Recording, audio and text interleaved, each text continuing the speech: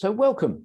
My name is John Stenhouse. I'm the Business Support Manager at the University of Essex, and we're bringing these free webinars to you as part of our investment readiness program, which leads into our Angels at Essex equity investment platform. Since we've been running this series of investment readiness, we've engaged with over 270 businesses, with providing them with one-to-one support in order to get them ready for equity investment. And those that are lucky enough to get through the program and succeed in actually getting their pitch decks to a state that investors are interested in them, we have managed to raise about 70% of the funding that they have been looking for. So we have raised in the last, 18 months, about over £16 million for highly innovative businesses who are going to be disruptive and break through the barriers that are holding businesses back. Today, I have with me Josh Clark, my able assistant, who is going to be organising some questions that we're going to be asking you as well. And will also be managing the IT for us and is also a contributor to this presentation. And I also have Neil Griffin, who is the manager and director of our Innovation Centre, our Knowledge Gateway Innovation Centre. And I will let Neil just give you a minute about the Innovation Centre, just to fill you in. And we have our guest speaker of Granger from Ernst & Young, Breakthrough Incentives, who's going to be talking about cash for innovation. And I'll introduce him more formally later. So I'd like to introduce you now to Neil Griffin, Director of our Innovation Centre, based here on the campus at the University of Essex in our Knowledge Gateway. So Neil, tell us a bit about your role and how the Innovation Centre can help. Hi, John. Thanks for the introduction, and welcome everybody to this event. As John mentions, so I'm Neil Griffin. I'm an innovation director with Oxford Innovation. As you can imagine, that company is based in Oxford, and we have innovation centres around the UK. So we are kind of a national company, and I'm based at the Innovation Centre Knowledge Gateway in Colchester. So we are kind of a partnership with the University of Essex. Our main function, and I guess my main role, is to really help businesses to scale up. They are mainly in the tech and digital sectors, but we won't turn anyone away with advice. We really want to link up the local ecosystem and really kind of keep talent in Colchester and Essex. And if we can grab that talent from the university, then kind of all the better, really. For me, why I wanted to help run this event today is because I think as soon as you mention HMRC tax form filling, people tend to have a negative view on it. And actually, we know that one of the main functions of helping startups to scale and to help them survive is to kind of have access to finance. And for me, this is a really good way of accessing that finance. So for me, there's lots of benefits.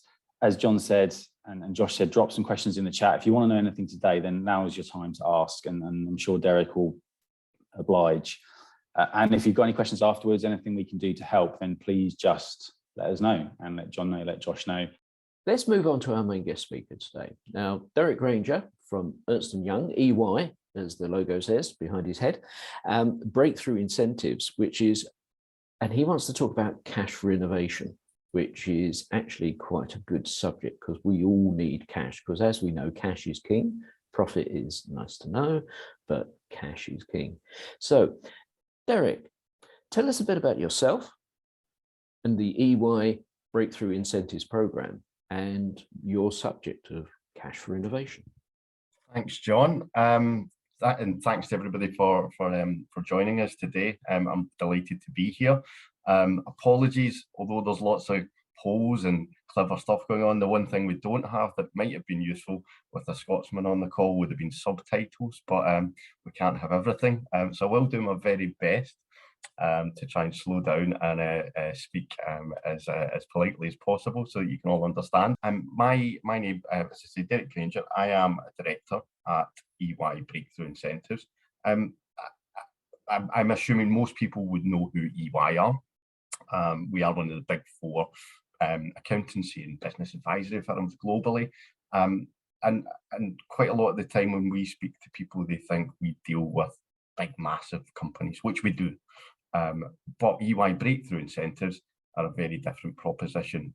We work specifically with SMEs, startups and scale-ups, and we do that in a very cost-effective way, which are very unlike the kind of fees that you would expect maybe the likes of Apple or someone like that to be paying us. Yeah, today I want to speak about cash for innovation. So cash for innovation, as John said, cash is king. Like, everybody needs to have cash in their business, and certainly over the last 20 months or however long this has been now, it's become even more important to have cash flow within the business. So we've seen more and more businesses that are approaching us and asking how we can help them with that. And the good news is we can help, and we do that through the R&D tax relief scheme for SMEs.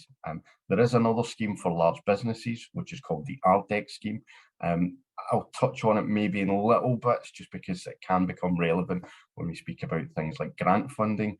But predominantly today, we're going to speak about the SME scheme, which I think, and our team think, is the UK's best kept business secret. That's quite a bold statement to make, I know, but we do think it is. Obviously, we're going to speak about tax relief here, which isn't the sexiest of subjects. And as Neil said, sometimes when you mention tax and HMRC, it kind of it makes people think, oh God, it's a bit like visiting the dentist. But hopefully, I'm going to be able to make this session somewhat interesting, and that you'll leave it with a little bit more knowledge than you had at the start of it. And if you are doing things that qualify, that you'll be in a position where you'll know how to move forward and how to get the help that you need in order to make sure that you get the cash that you are entitled to for the innovation that you are undertaking. So what is it? Well, it is the single biggest mechanism that the government have for supporting small businesses that are investing in innovation. On average, the amount that companies get back is around £60,000 per year. Now, this does include larger businesses as well as small businesses, but that's a lot of money to be getting back as tax relief for the innovation that you're carrying out. The companies that we work with generally are getting much less than that. So our average client is probably getting somewhere like 20,000 to 30,000 back as tax relief, and most of the time that is in a cash benefit. But that's because we work with startups and scale ups. So we'll work with people that are just starting out on their own, right through to some really big, well-established businesses. But this is a mechanism that does work. It is part of the government's economic strategy, and they know that for every pound that they spend in R&D tax credits, that they will get that back and then some. Pre-COVID, that figure for the SME scheme was thought to be around somewhere between £1.85 and £2.10. So for every pound of relief they gave to businesses, they almost doubled what they got back into the economy through the creation of jobs, through the sale of products and services. So it does work, and the government are fully behind this, and certainly would encourage businesses to be taking advantage of it. The difficulty is that not everybody is aware of it, and we still speak to businesses every single day that don't think that they qualify, or they maybe think one of these normal myths that surround it. So I'm going to try and bust some of the more obvious ones that we hear regularly. Quite often we hear businesses saying, oh, well, you can only claim for it once. It's not the case. You can claim for this every single year, as long as you have projects that are innovative and you're doing things to try and improve on your existing product, systems, services, process, or you're developing new things, you can claim. There's also no minimum spend. Now, it's true to say that if you are going to work with a commercial partner on this, someone like ourselves or anyone else, there's probably a point where it commercially it doesn't make any sense in terms of the time you spend on it versus what you get back. But that number is much lower than you would actually think. So for us, we would never turn anybody away. Especially if it's a startup business where we think that there's an opportunity that business can grow. And even if we think that actually it's not cost effective. We'll still give you advice. We'll still try and help you. So, if you ever need any help on this, feel free to speak to us. We've got an obligation, we think, to try and help to encourage businesses. Another thing that we hear is it's going to take up too much time, and it really shouldn't. It takes us a fair bit of time. On average, it takes our team about 4 weeks to put together an R&D claim, and I'll explain a little bit about the process that we use. But for our clients, it takes 2, 3, maybe 4 hours tops over the period of 4 weeks. And that's split between financial people and technical people. So you really don't have a lot of time that you need to spend on it. One of the big ones that we see quite often is that people think it's only successful projects that count, when in actual fact, if a project failed, it's almost the truest sign that there is innovation going on, because if it didn't work, it's because there was technical uncertainty, there was scientific uncertainty, it couldn't be achieved. So therefore, you should have that safety net that the government put in place that says, actually, well done for giving it a go, but we're going to give you some money so that you've not spent all of that money and it's gone to waste. You can actually still have some of it back and you can go again. And another thing that we hear is that it'll put the company at risk. People worry that it's going to mean that they're going to get an HMRC inquiry. Without going into too much detail, my background was in tax investigations and tax investigation insurance specifically, which is how I came into the R&D market. And I can say that if an R&D claim is put together correctly and it's a robust claim with a technical report and a financial report, it doesn't increase your risk of an HMRC inquiry any more than it would normally. And anyway, even if you do get an inquiry, if you're using a proper provider, they will support you at no additional cost, whether it's ourselves or anyone else, in defending that. And certainly when we put something together, we won't submit a claim for a client unless we are 100% convinced that it's fully compliant with HMRC's rules and regulations. So that's the myths, hopefully busted. They are all wrong. So that's the kind of myths. So just to explain the deal itself, it is really, really simple. HMRC and the government, it's administered through HMRC, but the government will give you cash to small business owners if you're trying to develop new or improve on existing systems, services, products or processes. You can qualify for R&D tax credits. So how do you then qualify? Well, there are some criteria that we need to adhere to. You have to be a limited company based in the UK. You've got to be trading for at least 1 year, employ less than 500 people, and that's 5 times full-time equivalent people. And your turnover has to be less than 100 million euros. You might be thinking, why has he put euros up there? We're in the UK, we're also no longer part of the EU. The definition of an SME for innovation incentives was put together by the European Commission a number of years ago. So this is the definition that we stick to. You just need to make that conversion into pounds based on HMRC's agreed rate at the time of submission. It might change in the future. I think probably should change, but at the moment that's what we're up to. But people are all saying, why is that euros, Derek? And you have to be doing something or developing something that you're pretty sure that if your competitors could steal it, they would steal it. Now, I say that a bit tongue-in-cheek because obviously we're not suggesting that people want to go and steal other people's ideas, but something that your competitors would look at and go, God, I wish we'd come up with that, or that's really cool what they've done there. I like that. That's the kind of innovation that we're talking about. So that if you can fit those criteria, you can tick all 5 boxes, there's a chance that you're qualifying for R&D tax credits. And it's certainly something that you should be speaking to your advisors about and getting some more information on, because you could be missing out on significant amounts of free cash, as we say. So just to kind of go through the scheme itself, in a nutshell, as you can see, companies can be eligible if you're making a profit, but you can also qualify if you're making a loss, which is something that people don't often realise. And I maybe should have put that in there amongst the myths. Quite often with startups where they're not making profits yet, or they're pre-trading, they think, well, we can't actually qualify for this. But if you have costs within your business, if you're actually paying money out for the development, then you can actually still get this.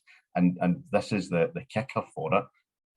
You can actually still get a cash benefit if you're making a loss. You've not made any money yet at all, but HMRC will give you money to further invest into your business, even if you're making a loss. And I'll go into now just explaining what you need to do to get that cash. I'm going to try that. There's a lot of information that I could really delve into, but in the time that we have here and to allow time for questions and stuff, I'll kind of briefly go over them rather than getting into too much detail. Also because, as I mentioned, it's tax. It's quite a dry subject. I want to try and keep you awake until the end so that we can ask questions. Yeah. What we do, and I should say before I actually tell you what we would recommend doing, you can simply put in some figures on your corporation tax return, on the additional boxes for research and development, and make an R&D claim.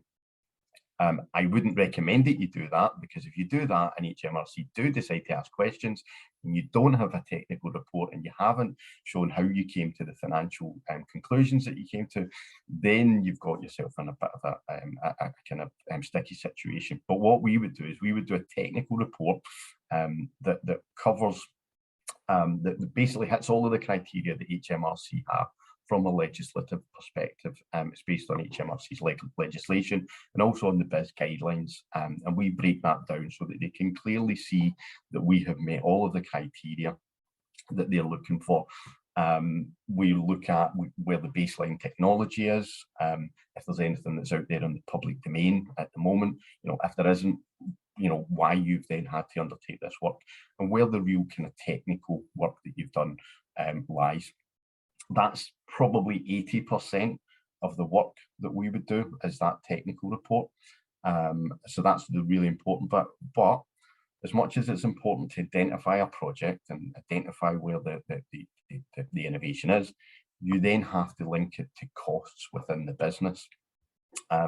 And sometimes we do see that where there is a business, where it's a startup and it's a one director or couple of director business where they're not taking any salaries out of the business, and they're just spending time. Unfortunately, we can't trade off time for R&D tax credits. It's based on actual costs within the business, and I will go into that in more detail. But there has to be a detailing of that.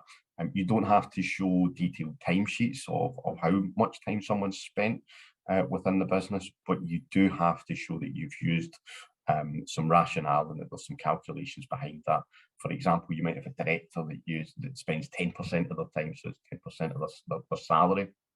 You have somebody that's 1 day a week, so 20% of their time. Or you could have people who are software developers, or specific R&D staff who spend 100% of their time working on the R&D within the business. So therefore, you can include all of their time.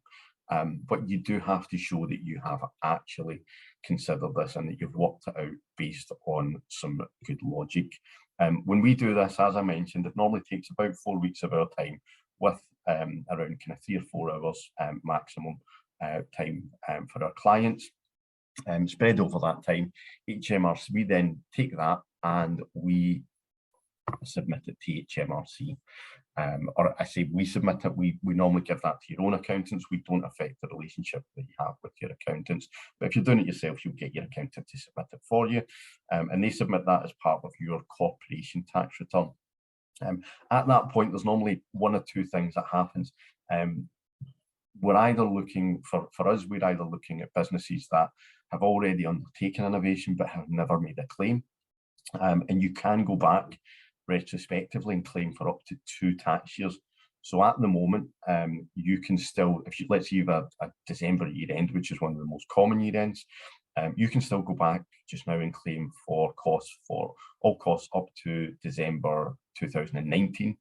and December 2020. Now, realistically, you'd be hard pushed to make an R&D claim between now and the end of the year. I mean, I would certainly still say, yeah, give it a go. I don't know that our ops director would share that opinion with me, but theoretically you can. Once we go by the path at the end of this month, if you do have a December year end, then you can no longer claim for any costs that were incurred from the 1st of January 2019 to the 31st of December 2019. So that's worth keeping in mind based on where your own year end is. The other thing is that if you're only looking at the current year and you're coming up towards your year end, you would actually just submit it along with the existing CT 600 corporation tax return that's to go in. But again, it sometimes can be a timing issue. Something that we've seen happening more often since COVID is that businesses are preparing it. So let's say you've got a December year end just now. Actually, you can start looking at your 2021 year pretty much as soon as that year's finished. Quite often you will see that people will wait the kind of full 9 months that they have after the end of the year end to fill in their to submit their financial statements. But particularly if you're in a loss-making position, there's no reason that you can't expedite that and actually move that forward. Because if you do that, then you can actually get access to the money quicker. So that's something that we've seen happening. And that's something that you may want to speak to your own advisors about. If you're in a profit-making position, probably not something that you want to do, because that just means you're going to have to pay your tax quicker, unless you're making profit, but your R&D tax credit is going to throw you into a loss-making position, in which case you can wipe out your corporation tax and get some cash as well.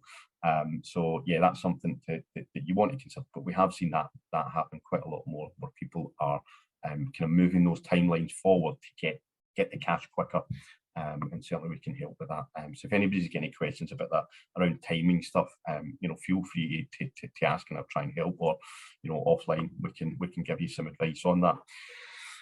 Moving forward, the definition of R&D for tax relief purposes. So is that an advance in science or technology?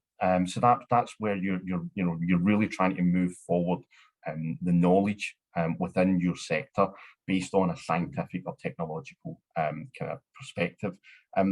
Sometimes when we speak to businesses, they think that means that they have to be doing something that is just super high tech. It really doesn't have to be. It could be things like, it could be, creating or adapting software, improving on materials that are used for a particular process, or equipment, some engineering, kind of product design, testing, analysis stuff.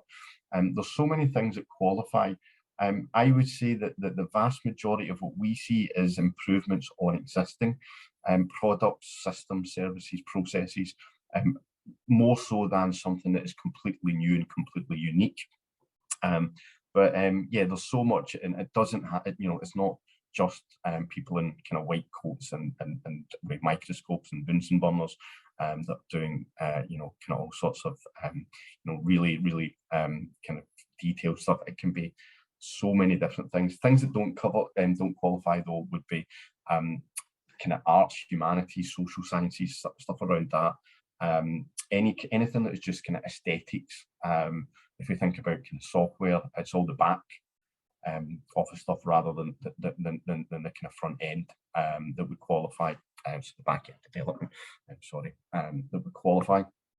So advances in technology and science, you have to be trying to increase overall knowledge within the sector. And I kind of touched on this earlier, where I said about something that your rivals would want to steal. Obviously, as I say, that was in jest, but something that one of your competitors would look at and go, yeah, that's pretty cool, that's clever. It's likely to involve what's known with, or simply within the definitions, as a competent professional. So someone who has some experience, and there has to be, as I say, this uncertainty. So it has to be something where someone else that is a competent professional within that sector couldn't come along and just easily work out how you've done something. So it could be that you're looking at, as I say, new products, types of design, software functionality. You're just trying to duplicate something else, but there isn't, you know, a huge amount of difference, then that isn't going to qualify.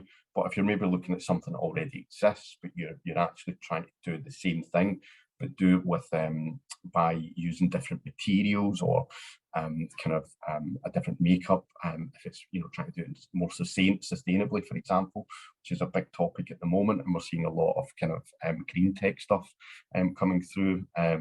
Other examples would be kind of in food. We see where they're trying to reduce the amount of sugar or replace things instead of having meat-based products. We're seeing non-meat-based products. For us Scots, you know, iron brew, trying to replicate the taste of iron brew without putting a bag full of sugar in it. I don't know that they've quite mastered it, but yeah, things like that actually qualify for R&D tax credits. As I said, there does have to be scientific and technological uncertainty.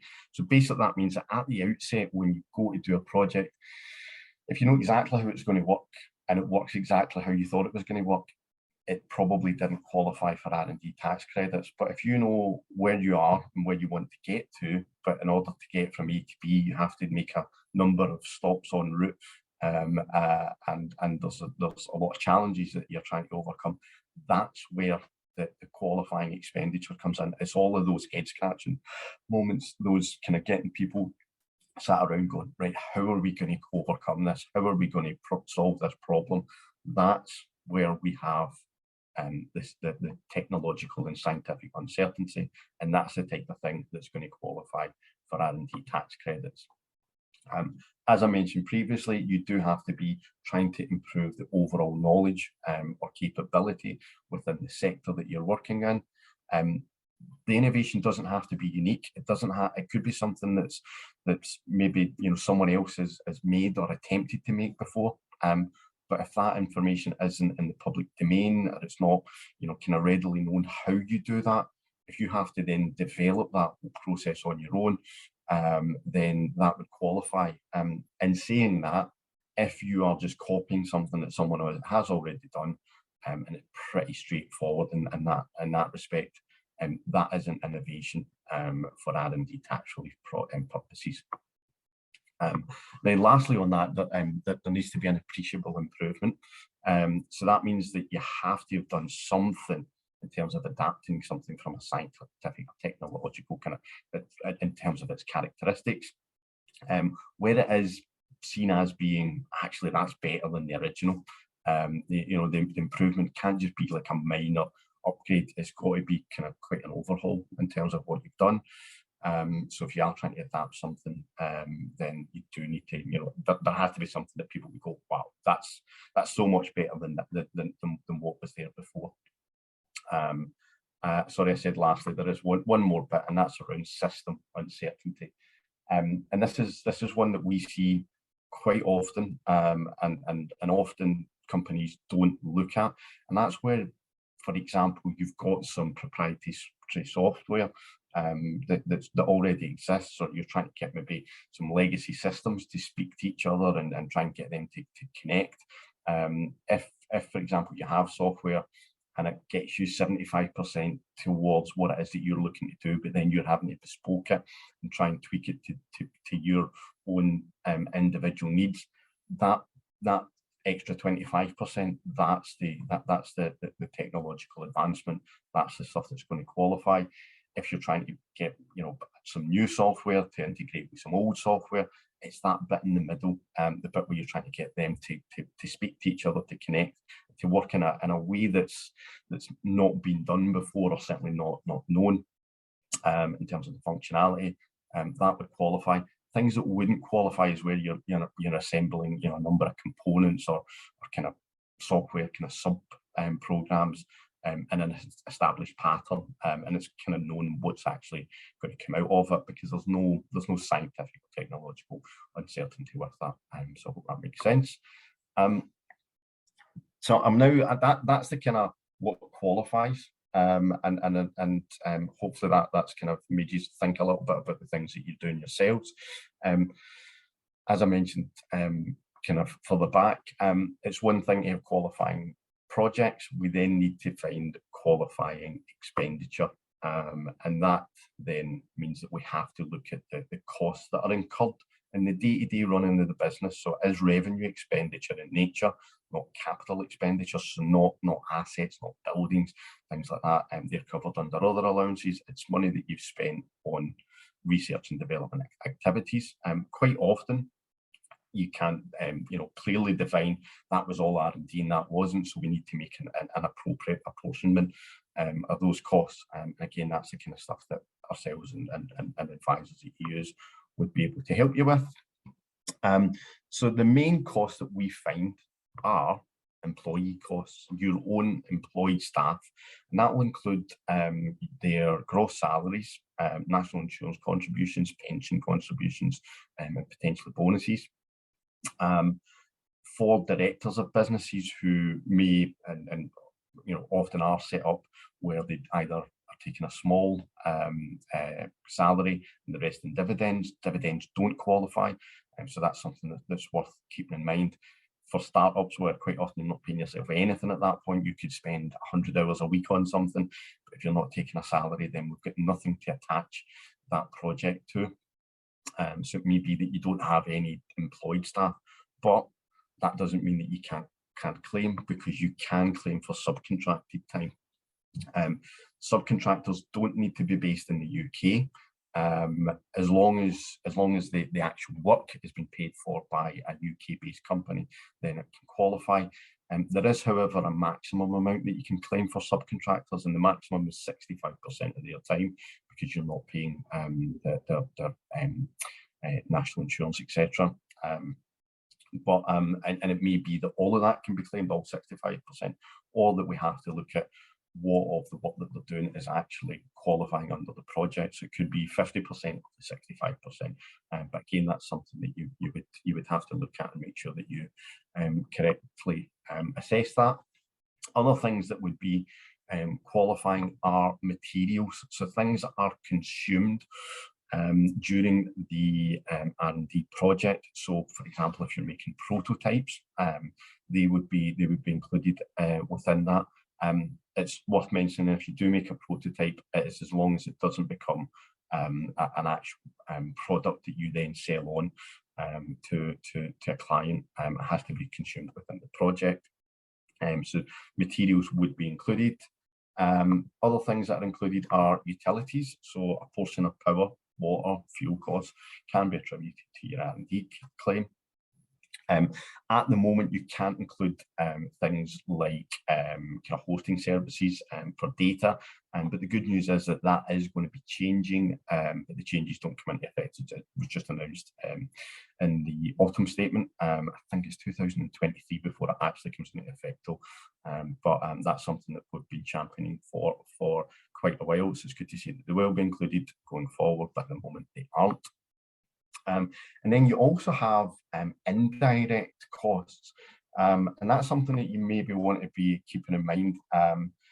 It's certainly, if you're doing your R&D claims yourself, it's one of the areas that people always miss out on. They'll claim for their staff costs, they'll claim for their subcontractors, might claim for their utilities, but indirect R&D activity is something that is almost always missed, and it can actually amount to quite a lot of costs when you actually work it all out. So that could be, for example, some kind of non-R&D staff who are involved in admin activities.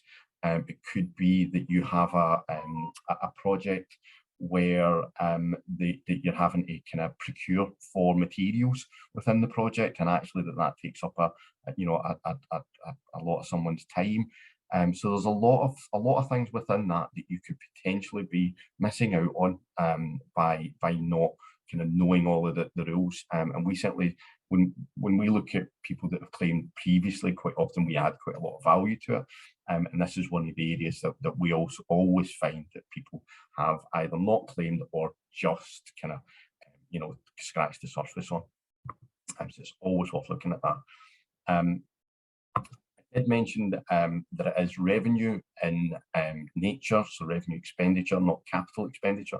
There is, however, part of the research and development tax scheme for capital allowances, and that's the Research and Development Allowances Scheme, which allows you to claim for capital expenditure that's related to the R&D scheme, all in the year of the project itself, which can mean that you get your capital allowances expenditure much quicker than the kind of standard way of doing it.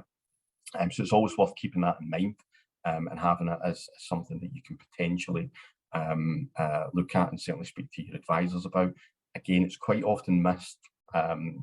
So you should be considering it, because it can help to get you, as we spoke about at the start, more cash into the business and into the business quickly.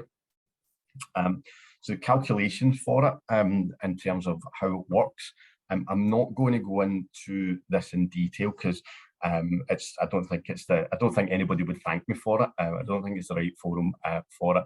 It can get quite complicated, is what I'll say, because there are things that you have to keep into consideration around different elements that may exist. Certainly at the moment, there's some further complications with the furlough scheme and how that impacts on R&D tax credits.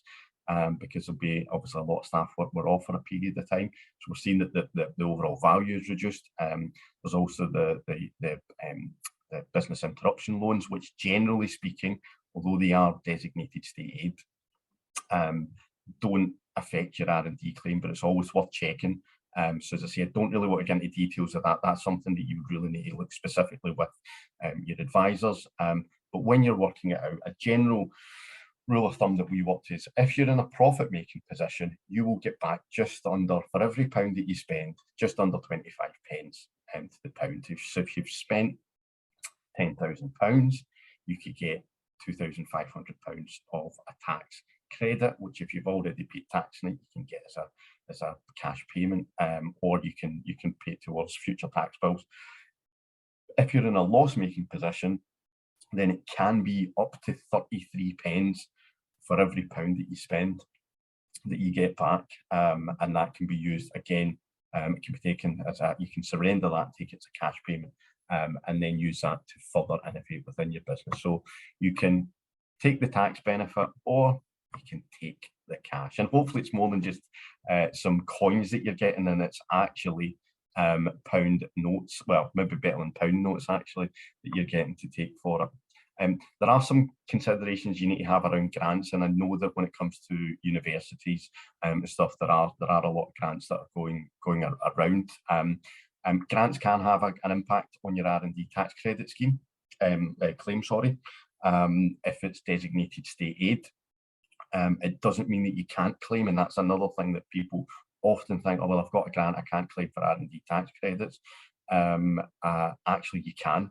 It just means that if it is designated state aid, that you claim under the RDEC scheme. So it's not as generous, but it's still worth doing. It's still money that you're entitled to. So we would say definitely look at that. So don't think because you've had a grant that you can't make an R&D tax credit. That you can actually do both of them. I have put my my details on there. So if anybody does have any questions, please feel free to ask directly, or you know, I'm sure John, Josh, and Neil would be happy to put you in touch with myself and my colleagues. Back to you, John. Thank you so much, Derek. And it only goes to show that it is a highly complicated procedure. It's fraught with problems and issues, and you do actually need to take advice when you're dealing with this kind of thing, because the ramifications of getting it wrong are actually quite severe, aren't they? Yeah, and you know what, and that's the thing, and I've tried to keep this quite high level so that we're not, I mean, and even then, you know, there's still bits that you can't really leave out. And I would certainly say, you know, I know that when at the start of the session, you spoke about, you know, getting people investor ready. And it's something that we see quite often. We speak to the investment community all the time. You know, they are asking they want to make sure that people have maximised their R&D tax credits. You know, when you're asking them for money, they want to know that you've done this right, and that you are, you know, you're serious about your business. You know the numbers. So that's why it's really important that you get it right. So that you can actually maximise the investment that you get through other channels as well. Yeah, I couldn't agree more. I couldn't agree more. I know you did touch on this, is can a company claim an R&D tax credits if the project doesn't succeed but also isn't implemented? And kind of, is there a stage to which you can prove that you know, that is there so far along the road you have to go before that then qualifies? Or no, it's, I mean, as I mentioned, it's for us when we're looking at you know, what have you done? That's one of the questions that we ask, if you had any failed or aborted projects, because that almost certainly shows that there has been technical uncertainty. You know, that it just hasn't been possible to get to the solution that you've wanted to do. You know, what I suppose, if you run out of money and you just stop because of that, then that doesn't necessarily mean that there was technical uncertainty. We would still need to satisfy ourselves that there were challenges along the way. But you know, if it's that you just get to a point where you're like, we can't make this work, then absolutely you can claim for that. So it's always worth looking at. And you know, I'd say this of any advisors that are out there, like, you know, we're all and it'd be like not myself, it's our technical team that do that. Like, we would all make sure that we look for stuff like that. So if you are engaging with someone who does this and is a specialist in it, like, they will help you and make sure that none of that goes amiss, and that you do get the qualifying relief for that type of stuff. I've got a couple of questions, slightly different, but both related to claiming on salaries of directors. The first one, I know you mentioned this as well, in terms of if directors are not taking salary, then can they claim the R&D tax relief on that? Yeah, unfortunately not. No, it's got to be on PAYE income that the claim is made. So yeah, quite often we see that certainly early stages, that there's great projects but just no costs, or very little, certainly staff costs. But that just means that, you know, that you can look at the subcontractor stuff and other things around it. Or maybe it's just as you then, you know, grow as a business, that, you know, you may then decide to change the way you're remunerated, potentially. To clarify, whether a sole director paid through PAYE, whether their hours would qualify for R&D tax credits. Yeah, yes, well, I say yes, if the time they're spending is on a qualifying project, then absolutely, yeah, as long as it's PAYE, so it'll include their gross salary, national insurance contribution, pension contribution, and bonuses as well. Yeah, that will qualify. Okay, brilliant. Another question here about joint ventures between the UK and a foreign company. So if the two companies working together on an innovative project, how is that viewed in terms of R&D tax credits?